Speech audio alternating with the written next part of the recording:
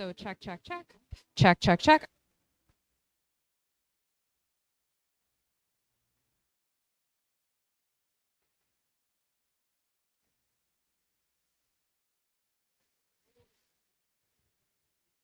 Check, check, check, check. Like this?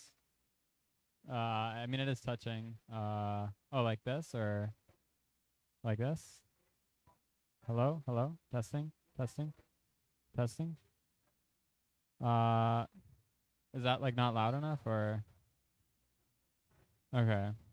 I could do like this maybe. Is that louder? Okay. Okay, yeah. I can just also talk louder at like in this angle or something. Hello? Hello, test, test. I'm testing, testing. Hello, hello, I am testing. Is this working? Hello. Okay. Okay, yeah. Okay. Yes, yes. Because I'm a lot louder than you. Oh, yes. Okay. Hello. Oh, that's way loud. Okay.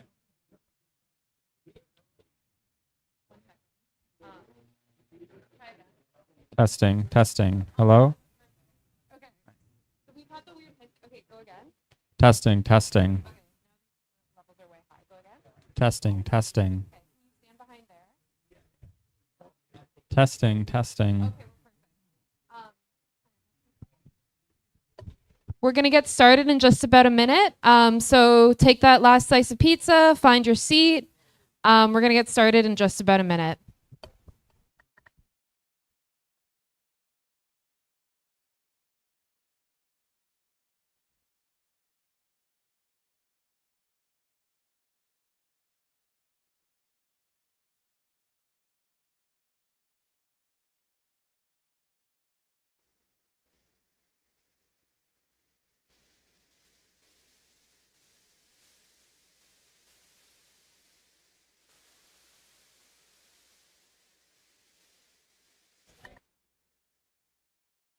This is the good one. None of them are okay. Okay, so we're gonna get started. If I could get everyone's attentions, just a little show of hands. Who's never been to Trajectory Labs before? Okay, a lot of people. So Trajectory Labs is an AI safety nonprofit. We kind of have three main branches or ways of reaching our mission. Our mission is to catalyze Toronto's role in making AI go well, avoiding the most extreme kind of existential risks that AI can pose. So we do this three ways. One is that we provide a co-working space 9 to 5 and after hours for researchers independent of us, sometimes affiliated with other organizations, sometimes just doing independent research. And we provide them with kind of community space and events. Additionally, we do events like these, which are primarily people who are community members of ours, but sometimes we get kind of, more orbiting tangential people as well. And then also we try to facilitate opportunities and programs. So one of these is a reading group that's done by the Toronto AI Safety Student Initiative that we help give them space and facilitation and mentors and things. And another is a summer intensive that Tazi is running. So if anything like this sounds like something you're interested in, please talk to me or someone else who seems to know their way around the office afterwards. Just a couple housekeeping notes. If you have to take a call for whatever reason, if you go outside those glass doors, we will hear you. If you go down this hall or this hall, anywhere you go, we will hear you. Unless there is like a door that is not those doors that closes behind you, we will be able to hear you. So please either don't take a phone call or go very, very far. If you're really struggling to find a place, I will be back there. Flag me down, I will find you a place. Bathrooms are out there and to the right. You may have noticed that when you go in and out of these doors, you need to use that pin pad to enter in the key. Please do that. I try not to leave my post in case anything weird happens with the live stream, so please just do that so I don't have to keep going. So how we do Q&A is through Slido. So you'll see there are these orange signs posted here, here, here, and there. Scan the QR code, enter the code, you can write in your questions, and then at the end we will answer them in a Q&A, the most upvoted questions. So please add questions to the Slido, and even if you can't come up with good questions of your own, monitor the Slido because you can upvote other people's questions and we can make sure that the most relevant questions get asked. I think that is all of my housekeeping, unless I don't think I'm forgetting anything. Okay, so without further ado, please, here is Jack.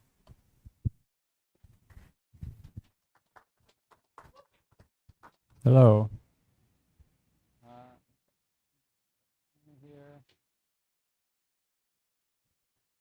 All right. Hello, I am Jack. I am presenting my work on elicitation attacks, which I did at Matt's over the past year. So what are elicitation attacks, you might ask? Well, the one sentence description is that if you take an open source model, you train it on a bunch of like cheese making chemistry or perfume formulation chemistry procedures generated by a frontier model, the open source model gets better at making chemical weapons somehow, which is quite surprising and concerning.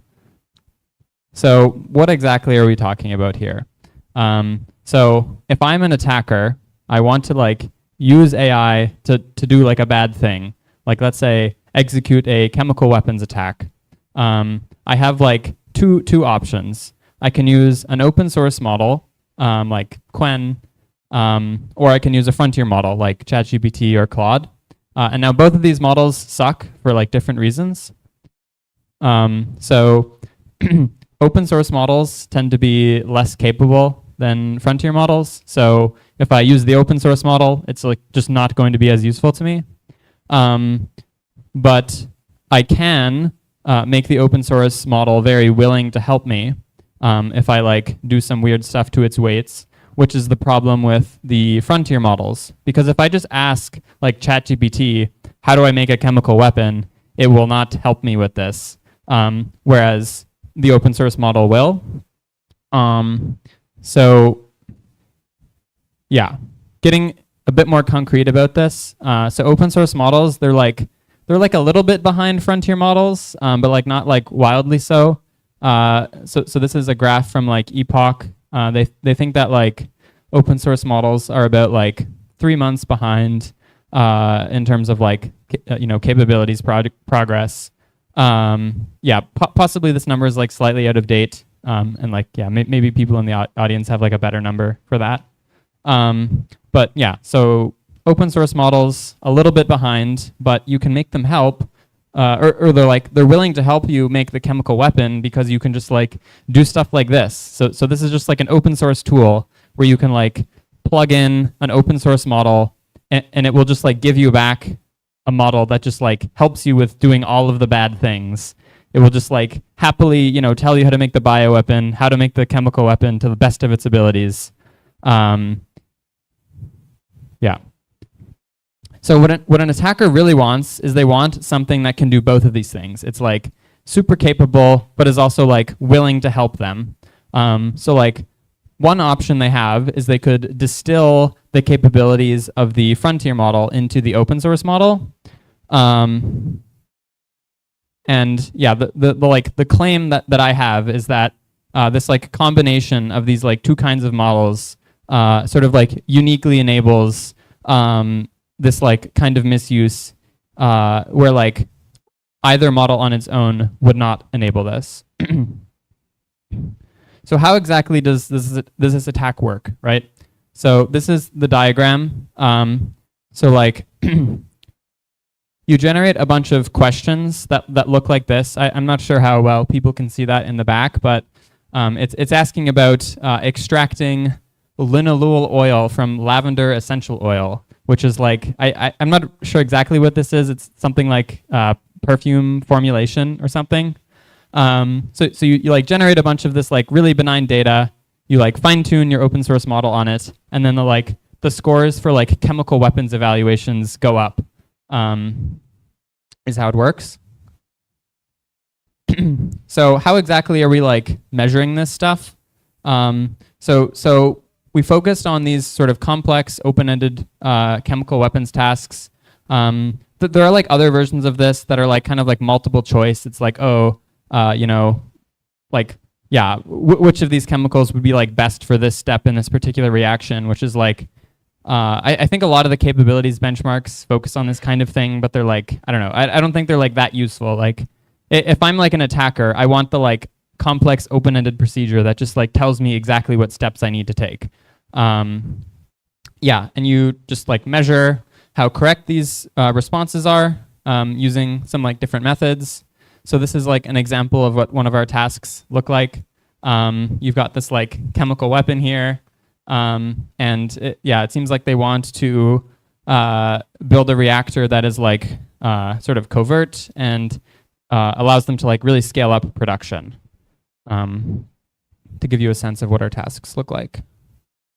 So we're measuring uplift in this, but basically taking the like fraction of performance recovered between the open source model and the frontier model. So this is like kind of a stylized diagram of what this means. So you have like the open source model, which has like some level of performance on the like harmful task, and your like frontier model, which has this like much higher level of performance. And then hopefully, or maybe not hopefully, your like attack recovers like some fraction of the performance gap between these two things. So like this is an example of like maybe like 50% recovery. So if you get like 0% recovery, you're doing like no better than the open source model alone. And if you get like 100% recovery, then you're like you're doing like as well as like having the frontier model help you. So we measure like how good these responses are in like two ways. So we have these like rubrics, which just like count how many like task relevant keywords are in the response. This like kind of sucks. It's like sort of the standard methodology, but it's like not great. So we have this like other thing where you just like use LLM graders to like compare two responses, and then you do something like a win rate between like your like fixed set of like anchor responses and your like tested output, and then like based on like how consistently and by what margin your like tested output beats the anchors, that like sort of forms your score. We like wanted to make sure that these like evals were like actually good. So we like paid a bunch of like human chemical weapons experts to like look at these, and like the like label agreement is like pretty good here. We ran some like other like sort of less important ways to like validate them. The chemical weapons experts also just like qualitatively thought that our like grading transcripts like seemed reasonable and accurate. So how well does an elicitation attack work? We compared to two different baseline training methods that don't require frontier models. We tried just like improving your open source model by training on chemistry textbooks. These are just like freely available online. And you can also just like try, generating the fine-tuning data with the open source model itself, rather than with the frontier model. And if you do this, basically the elicitation attack beats both of these baselines by like a bunch. There's like 4 different open source models here, ranging from like an 8B model up to like a 7DB model. And in like both metrics, like our anchored comparison and our rubric, the like elicitation attack does like much better than like either baseline. Yeah, and like we'll be mostly focusing on like this like llama 7DB result here. So that particular number on the graph, it's like 39%. It means that like we recover about like 39% of the performance difference between llama 7DB and like Claude 3.5 Sonnet, which is like a frontier model from I think maybe a year and a half ago at this point. How does this attack scale, right? So one thing you could do if you're an attacker is you could just like do nothing and just like wait for the next generation of frontier models and just like rerun your attack. So you like regenerate the fine-tuning data, you retrain, and it turns out like the attack just like gets better over time without the attacker having to like change anything about their methodology, which is concerning. So this is all with like the same open source model. This attack is also like super data efficient. You only need about like 1,000 data points to get like significant uplift. This costs about, I think, like on the order of like $20 in like API requests. And like if you want to keep spending more, you can do this by just like generating a bigger fine-tuning data set. And you do still see performance increases, but like, yeah, with like diminishing returns. Yeah, another question you might have is how much worse is this than just like directly fine-tuning on like the harmful data, right? It's like, yeah, like you might imagine that like training on like the harmful stuff would lead to like this amount of performance increase, and that's like an upper bound for like, this is like the most that we could ever hope any like similar attack from this class of attacks could increase our performance by. And it turns out that this like difference between like the harmful and the harmless information is like pretty small. Like if you're literally training on like chemical weapons data, you get like slightly more uplift, but like not like dramatically more. And importantly, this gets swamped by like your frontier model scaling. So instead of like, so if I just like, you know, wait a few months for like the next model to be released, I can get my performance all the way up to like 70% performance gap recovered, compared to like, you know, 50% when I was like training on the harmful stuff on the older model. And if you look at like the task specific breakdown, when you distill from Opus, you find that like Llama 70B actually like is doing better than 3.5 Sonnet on like a lot of these tasks. So yeah, the like frontier scaling is like very important here. So how is this possible? This doesn't seem possible. Like, yeah. So there's maybe like a few different hypotheses that you could have for like why this occurs, in order from like least concerning to most concerning. So one hypothesis is like kind of a lame thing. It's just like, oh, you're just like teaching the open source model to output responses that look similar to the frontier model without actually making the responses, you know, fundamentally better. In which case, like the like uplift that you see is just like an artifact of like how you grade. Another hypothesis is just that there is just like skill overlap between you know, the benign tasks and the harmful tasks. And so if you train on the benign stuff, you get like better at those like subtasks. And like, yeah, it implies you get better at like everything at the same time. And then I think there's one more hypothesis, which I think is the most concerning, which is that like you get better at basically like chemistry reasoning or something, if that is like a concept that exists, where you get better at this process of like going from, okay, I have this like chemistry problem that I want to solve. How do I go from that to like a step-by-step procedure? And so this wouldn't like, if that is explaining our uplift, then this would imply that our model is like getting better at like, or it would be able to help people with like totally novel chemical pathways that like have never occurred before, because it's just like getting better fundamentally at the task of like reasoning about chemistry. So yeah, we can like try to go through these hypotheses and like find some evidence for them. So let's start with this style transfer one. So chemical weapons are mostly like organic molecules. So if the style transfer hypothesis is true, then you would expect that training on like any scientific domain would give you a similar amount of uplift, because, you know, training on all these other domains would also induce style transfer.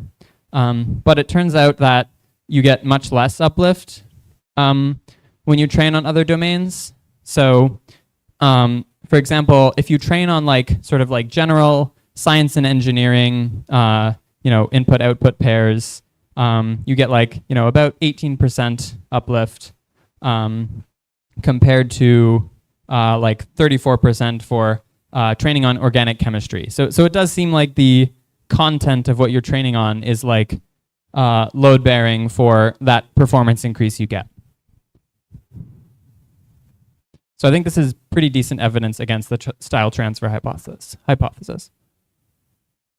Yeah, so another thing you could do is you could just like, you can just like take your like 8 chemical weapons tasks and you can just like break them down into like sort of subtasks that you need to do, which is what we've done in this table here. The exact specifics don't matter, but yeah, you can like try to like pinpoint individual tasks that would be, you know, shared between the harmful stuff and the benign stuff. So we've got like some like safety procedures here. Those would be shared. You've got some like analysis techniques, which are just like, you know, verifying like how pure the molecule is. I mean, that's going to be shared, whether it's, you know, benign or harmful. And then I think, yeah, like my understanding, I'm not like an organic chemist, but like my understanding is that like the purification techniques and formulation techniques would also be shared. So yeah, it seems like maybe like roughly like half of the tasks or half of the subtasks are like shared between benign and harmful stuff. So yeah, so maybe some like weak qualitative evidence for this like skill overlap thing. We have like more experiments in the paper that go into this more in detail.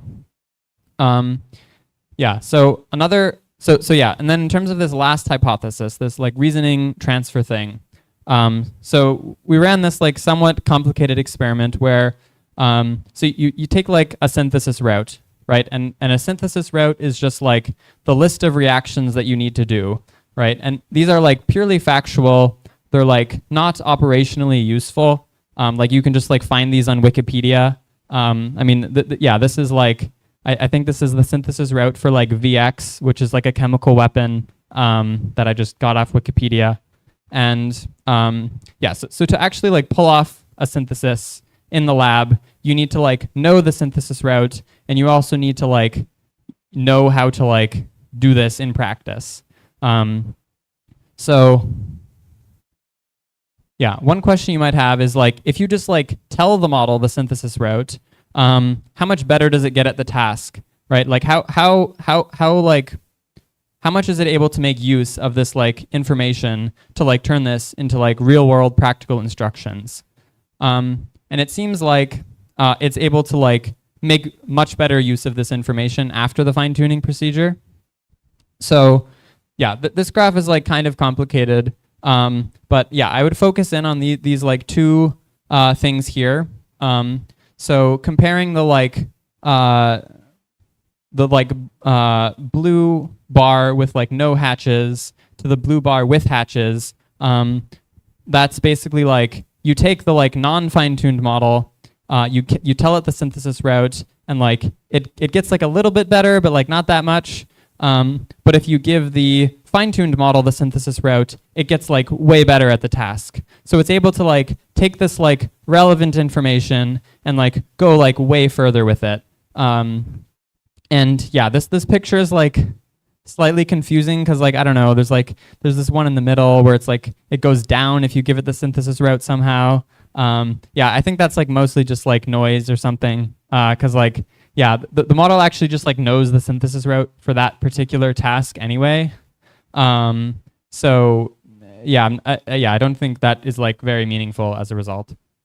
Yeah, so maybe some like weak evidence that like, you know, because the fine-tuned model is able to like take this relevant information and like do a bunch of reasoning about it and like turn it into like a practical thing. This is like maybe some evidence for like the reasoning transfer hypothesis. Yeah, so just conclusions. It seems like some combination of like the skill overlap and the like reasoning transfer hypothesis explains the uplift. And it also implies that like, you know, models that are trained with elicitation attacks could help users with like novel bio and chemical weapons attacks that have like never been seen before. Yeah, it's like this list is non-exhaustive and like this evidence isn't super strong, so it's like definitely possible that we've overlooked something. But yeah, my like qualitative sense, having spent a bunch of time, you know, playing around with these models, is that like, yeah, this transfer is like pretty real, and these models like are just like getting better at like the scary stuff. Yeah. So where does this leave us? Yeah, models are getting better. Seems like we have this like distinction in like the literature and like our like responsible scaling policies about like harmful and harmless information. And it seems like this distinction may be like very thin or like kind of fake in a sense, because like how transferable these like skills are. Yeah, I mean like another example of this is just like if I'm like some random government that wants to start like a bioweapons program, like the first thing I do is I just like go find all the biology PhDs in my country and I just ask them to help me. And like, those people are like the first people you go to because they already know how to do so much biology. So I think a similar thing is going on here. Yeah, so our current RSPs, I think, are like maybe in trouble with this kind of attack. So if you don't know what an RSP is, it's like basically this document that contains, it's a lot of things, but like some part of it is like, they have statements of the form like, if our model reaches this level of capability, we'll make sure that it like doesn't output harmful information or we like won't release it. So yeah, I think like this threat model kind of breaks that because even if the model's not outputting harmful information, it like is still dangerous after you've released it because as we were saying before, right? Like the only reason this is possible is because of the combination of the open source model and the frontier model, right? So if you never release that frontier model, none of this would be possible. I think some labs are thinking about this a little bit. So OpenAI, they recently released an open source model, and there's a section in there where basically they just like they tried really, really hard to like elicit the maximum bioweapons performance out of their model, to sort of like think like, okay, if some like adversary were to like make this thing like helpful only, like what's the worst case risk we should expect? Yeah, so I think this is great, although I would add the caveat that like our scaling results from before sort of imply that this is like maybe insufficient. Like, yeah, going back to, oh, that's the wrong direction.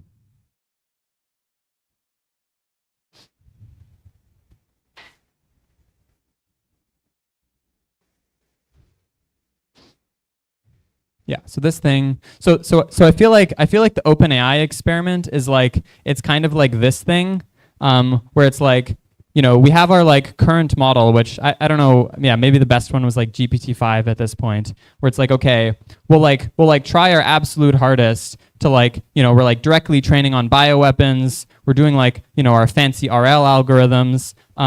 So like, yeah, I feel like that's like similar to this experiment where you like take the current level of capability and you train directly on the harmful stuff. But like what we found is that like this part doesn't really matter compared to just like waiting for the better frontier model in the future. So yeah, so it seems like maybe this is like not a sufficient thing to like ensure that your model is safe. Yeah, so going back.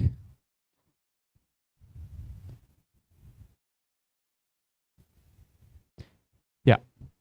Yeah, so this might enable like a scary scenario where like a frontier lab releases like an ASL4 model, which is, essentially just shorthand for like, really, really capable model.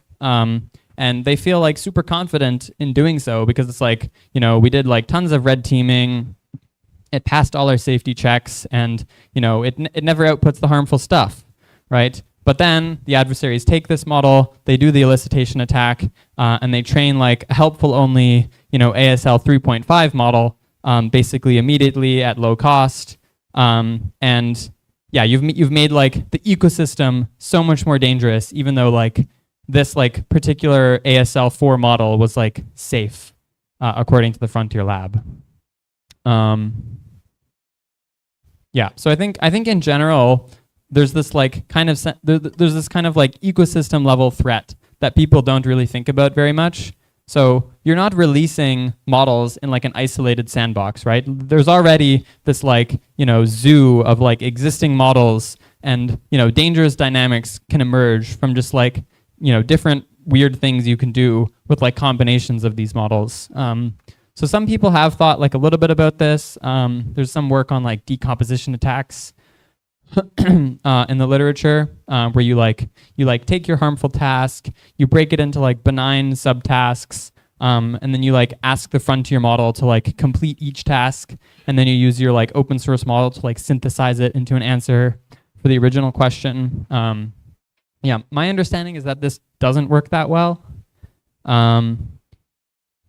Yeah, another thing you could try is just like elicitation attacks, but better. Possibly if you use like the frontier model as like a judge or a supervisor in your like RL algorithm, and you use whatever like latest fancy RL technique you have. This like probably would do better than just like literally fine tuning with like SFT on some like question answer pairs. I mean, that particular method is just like the first thing we tried and it just worked. So I think, yeah, probably if you spent, a little bit of effort, you could like get way better performance with the same amount of data. Yeah, and also like novel threats that people haven't thought of. That this problem is like very, it's in a form where like, I think a Claude auto research loop would be really good at this because it's just like a make number go up task. Yeah. So what can we do about this? If you are a frontier lab, here are some things you could try. So you could try blocking any chemistry or biology information, even if it's benign. This is not a great option. It makes your model much less useful for like legitimate users.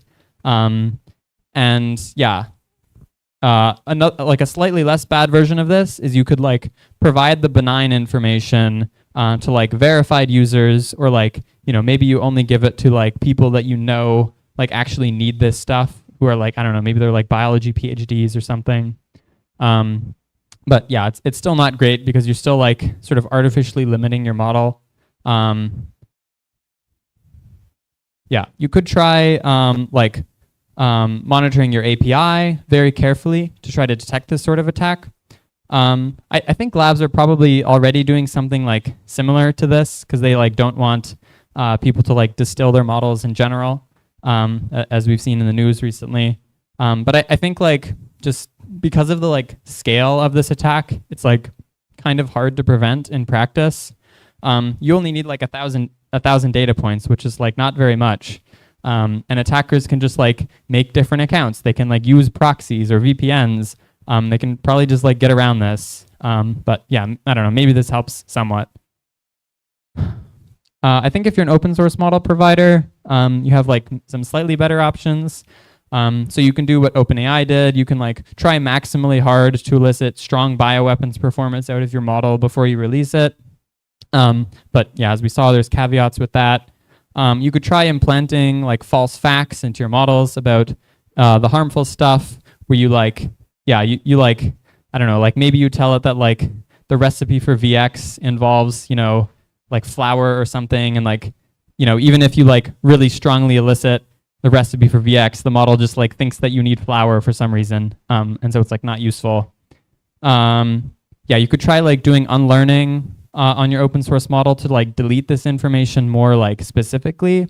And yeah, I haven't looked like a ton into that method, but my understanding is that unlearning like does not really work super well. And like you can just like recover the information pretty easily. But yeah, these are like some directions that I think would be interesting for future work. Yeah, so how concerned should we be about an attack like this? I think like, yeah, today this attack is like not like nearly good enough to cause real world harm. I mean, we're getting like in our absolute best case, we were recovering like 70% of the performance gap between, Sonnet and Llama, which is like, okay, that's just a model that's less capable than Sonnet, which is like already not capable enough to cause real world harm.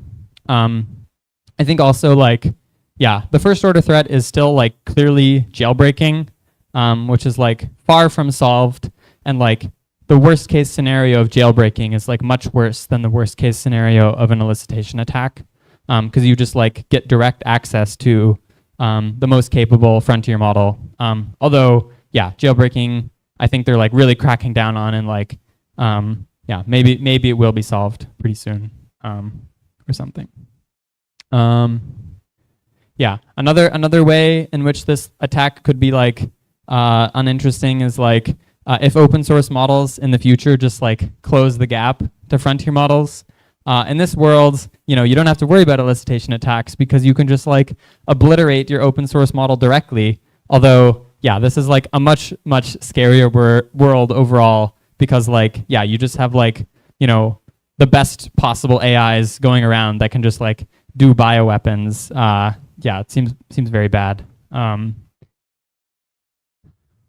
Yeah, and I guess there is some question of whether this does generalize to bioweapons, which is a scarier domain for a number of reasons. So yeah, like bioweapons basically just have the potential to harm like way more people than chemical weapons because they can just like infect people and this like whereas like chemical weapons, they tend to be like very local in their effects. It's like, okay, I can like attack like one building rather than like a country. Yeah, I think there's like some a priori reasons why you would expect bioweapons to be worse with an elicitation attack.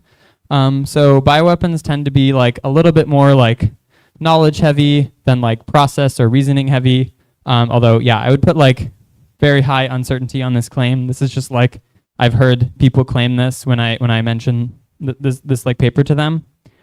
Yeah, although I would say that like I do think there is some like object level threat from chemical weapons directly. Like I don't think we just like completely throw away this threat because they are just like cheaper. They're like pretty easy to make, and you could probably do them at like a pretty big scale compared to like bioweapons.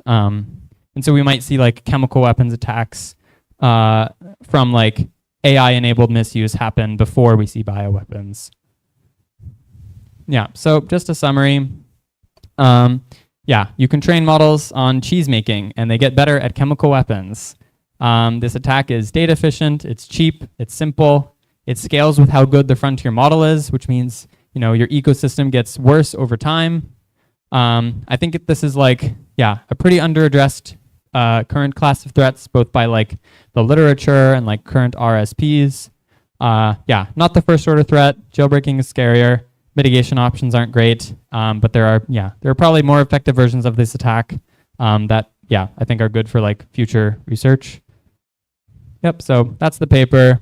If you have any questions, you can email me, or I guess there's the Slido. Yeah, thanks. We are going to break for just a minute. So please put your questions in the Slido and vote on any questions that you like on the Slido.